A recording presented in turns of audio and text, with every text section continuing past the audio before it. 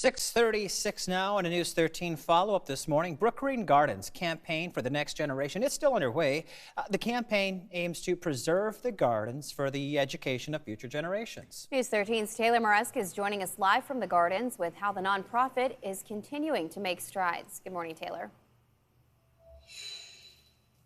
Good morning, Melissa and Aaron. Despite some roadblocks, Brookgreen Gardens continues to push forward in its campaign for the next generation.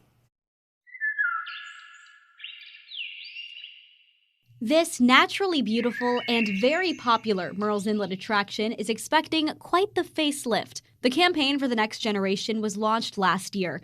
It's a $20 million project fulfilling a dream Brookgreen Gardens has had for nearly a century. We know that we are advancing the Huntington's vision when they started Brookgreen Gardens 91 years ago. They've raised $19 million so far, but now they're facing a roadblock: inflation. Their $20 million goal is now a $25 million goal because of the rising costs of construction.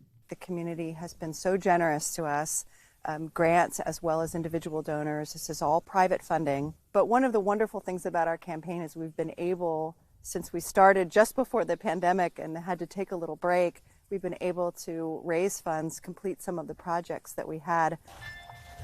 But even though inflation is slowing things down, they have not let it stop them completely. The campaign includes a new contemporary conservatory, art facilities, history exhibits, and a new red wolf exhibit in the Low Country Zoo. As you can see here, ground has already been broken for a studio space the gardens have never had before, and the renovation of the Rosen Galleries is already complete.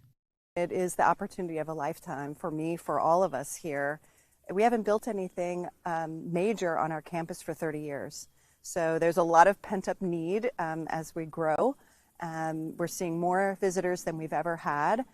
We have more opportunities to improve and increase our programming. So it's really gratifying. Kinnery says they're working from the smallest projects to the biggest. So the conservatory is the last thing that will be completed. She says they project that'll be done in about 2 years. Some exciting news: the red wolves that are coming to the Low Country Zoo, they should be here any day now. Kinnery says they'll need about a month to get comfortable in their new home, and they're hoping to introduce them to the public sometime in mid-July. Reporting live in Myrtle's Inlet, Taylor Mareska, News 13.